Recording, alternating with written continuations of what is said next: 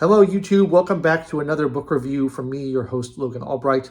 Today I'm talking about a spooky book because we're still somewhat in spooky season. I'm not sure if this video is going to come out before or after Halloween, but it'll be one of those weeks.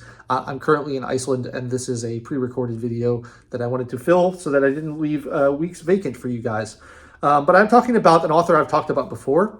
His name is a British author named Robert Aickman, and this is the Faber and Faber collection of his kind of reprinted short stories. This is the third volume I've read in that series. This is called Cold Hand in Mind, and I think it's one of his earlier volumes.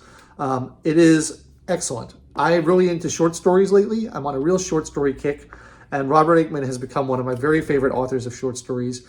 There's an interesting little biographical note about him by a friend of his, and it seems like he was kind of a curmudgeonly, difficult person, but he wrote some very interesting stories. And the thing I like about him is these stories they're not kind of horror in the traditional sense of having a lot of like real big scares or violence or traditional monsters and things like that.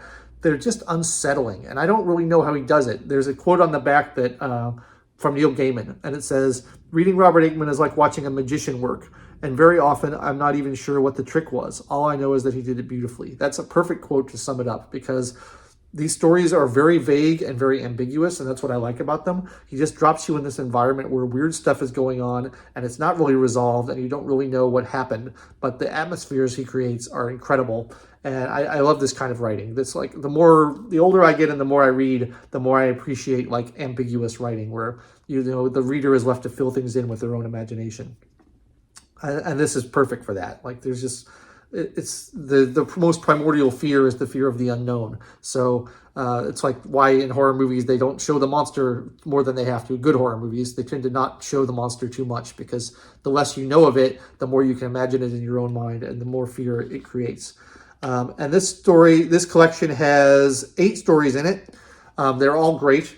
There's a very celebrated one in here called Pages from a Young Girl's Journal, which is kind of, I don't want to say anything about Pages from a Young Girl's Journal. You just have to read it. It's I don't want to spoil it because it's perfectly done. It's a beautiful kind of first person, epistolary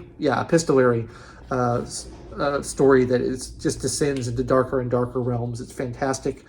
My favorite story in here is called The Hospice, which is about a man who is kind of running out of gas and needs a place to stay for the night and ends up in a very odd inn where lots of strange things are going on that are kind of inexplicable. And I really love that story. It's really creepy and weird. Again, like it's not quite clear to me. Maybe I'm dumb and I'm not picking up on it, but like to me, these stories don't seem allegorical or metaphorical particularly. I don't feel like he's trying to really put across a particular point that I'm just missing. I think it's just unsettling things that are kind of left to your own imagination. At least that's how I read them.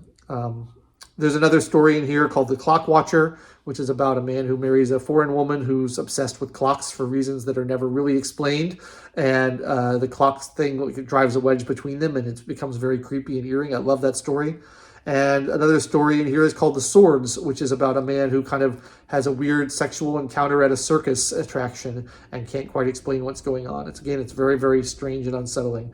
I just love him so much, and I want to evangelize for him. I know I've talked about him on the channel before, and maybe I don't have too much more new things to say about him than what I've already said, but I feel like he's so unappreciated and unknown. Like I'd never heard of him. I discovered him when I was in Britain, I don't know, 5 years ago, and I was at a Waterstones, and I was going through the horror section, and I saw one of these books and thought it looked interesting and just gave it a shot, but I'd never heard of him before, and I've been kind of hooked on him ever since. So I think there's one more volume. I have one more volume in this series that I have not read yet, so I'll read that and maybe review that for the channel. I don't want to be too repetitive about it if I don't have anything new to say, but I just think he's great. So if you are someone who is into kind of weird fiction or horror short stories, and like things that are a little bit vague and ambiguous and off the beaten path, I really think you should read Robert Aickman. He's fantastic. I'd like to revitalize his reputation and his memory because he's just not that well known. Apparently, a lot of these books were out of print for a long time, and so I'm grateful for Faber and Faber to reprint them and make them available because they're just great. All right, that's all I have to say for now. A little bit of a shorter video, but I really don't have much more than that. I don't want to spoil the stories. I want you to read them yourselves. They're so great. I'm in Iceland, as I said, so I'll be back next week and with new content for you. Hopefully I'll have a recap video or something of, maybe I'll pick up some books or some music or something in Iceland and we can talk about that. If not, I'll come up with something else. But if you enjoyed this, please like the video, subscribe to the channel, click the bell for notifications, leave me comments down below, and check back every Wednesday for another book review or music review or movie review or something.